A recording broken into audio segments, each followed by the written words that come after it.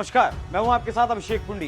5 राज्यों में विधानसभा चुनाव हुए। बीजेपी ने बंपर जीत हासिल की, 3 राज्यों में सरकार बनाई, छत्तीसगढ़, मध्य प्रदेश, राजस्थान। तीनों राज्यों में भारी उठापटक के बाद मुख्यमंत्रियों के नामों की घोषणा की गई। छत्तीसगढ़, मध्य प्रदेश में सीएम के नाम की घोषणा पहले ही कर दी गई थी और सबसे बाद में राजस्थान में मुख्यमंत्री के नाम का ऐलान किया गया। वसुंधरा राजे का गुट बगावत ना कर दे या कोई ऐसी घटना ना घटे जिससे केंद्र को दिक्कत हो और 2024 के चुनाव में कोई अड़चन आए। केंद्र की सोच के मुताबिक राजनाथ सिंह ने राजस्थान के हालात संभाले और आखिरकार पहली बार विधायक बने भजन लाल का नाम फाइनल कर दिया गया। लेकिन जिस दिन भजन लाल का शपथ ग्रहण समारोह था, उसी दिन रक्षा मंत्री राजनाथ सिंह की सुरक्षा में भारी चूक हो गई। चूक इतनी भारी थी कि राजनाथ सिंह का काफिला 10 मिनट तक सड़क पर खड़ा रहा। यहाँ सवाल ये उठता है कि देश के रक्षा मंत्री 10 मिनट तक सड़क पर पूरी तरह से असुरक्षित खड़े रहे थे, जबकि उनकी सुरक्षा में दिल्ली और राजस्थान पुलिस के साथ साथ कई सुरक्षा एजेंसियां भी लगी हुई थी। इसी मामले को लेकर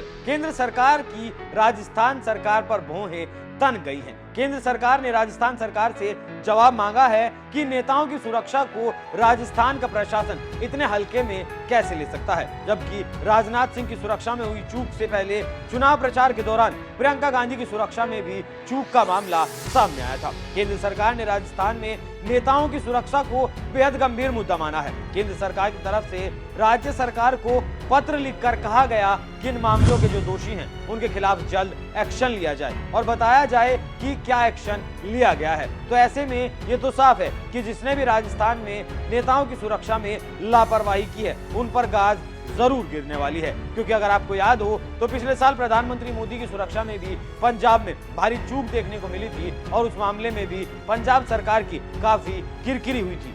तो मोदी सरकार का मानना है कि नेताओं की सुरक्षा में चूक का मामला बेहद संजीदगी से लिया जाना चाहिए और इसमें लापरवाही की कोई गुंजाइश नहीं हो सकती। तो चलिए अब आपको बता दें कि राजनाथ सिंह की सुरक्षा में चूक का मामला आखिर क्या था। दरअसल 15 दिसंबर को राजस्थान के मनोनीत मुख्यमंत्री भजन लाल शपथ लेने वाले थे। इस शपथ ग्रहण समारोह में प्रधानमंत्री नरेंद्र मोदी, रक्षा मंत्री राजनाथ सिंह, कई राज्यों के मुख्यमंत्रियों समेत कई राज्यों के मंत्री भी इस समारोह में शामिल होने के लिए पहुंचे थे। इसी दौरान राजनाथ सिंह की सुरक्षा में चूक हो गई, जबकि राजस्थान में मौजूद प्रशासन को पता था कि राजनाथ सिंह का काफिला गुजरने वाला है, लेकिन फिर भी ट्रैफिक को कंट्रोल नहीं किया गया और जैसे ही राजनाथ सिंह का काफिला सवाई मानसिंह अस्पताल के पास पहुंचा, उनका काफिला जाम में फंसा रहा और यह हालात 1-2 मिनट तक नहीं बल्कि पूरे 10 मिनट तक ऐसे ही रहे। राजनाथ सिंह के लिए सुरक्षा के जो इंतजाम थे उसमें Delhi police, Jaipur police, NSG team के कमांडर शामिल थे। हालांकि रक्षा मंत्री जेड+ के साथ साथ एनएसजी के कमांडो के सुरक्षा के घेरे के बीच में रहते हैं, लेकिन जो लापरवाही बरती गई उसी के लिए रक्षा मंत्रालय के उप सचिव संजय धर ने राजस्थान पुलिस के महानिदेशक को चिट्ठी लिखकर इस मामले में गहन जांच के लिए आदेश दिया है और कहा गया है कि जो भी दोषी है, जिन्होंने भी काफिले के गुजरने के दौरान लापरवाही बरती, उन सभी पर एक्शन की रिपोर्ट दिल्ली भेजी जाए और साथ ही इस बात के भी आदेश दिए कि भविष्य में इस तरह की चूक के मामले सामने नहीं आने चाहिए। प्रियंका गांधी की सुरक्षा के साथ खिलवाड़। ऐसा नहीं है कि केंद्र सरकार ने सिर्फ राजनाथ सिंह की सुरक्षा को लेकर ही राज्य को जांच के आदेश दिए हैं, बल्कि प्रियंका गांधी की सुरक्षा को लेकर भी जांच के आदेश दिए गए हैं, क्योंकि चुनाव प्रचार के दौरान प्रियंका के मंच पर उनके भारी संख्या में उनके समर्थक चढ़ आए थे और बहुत ज्यादा मात्रा में आए थे। इस घटना को भी सुरक्षा में भारी चूक माना गया था।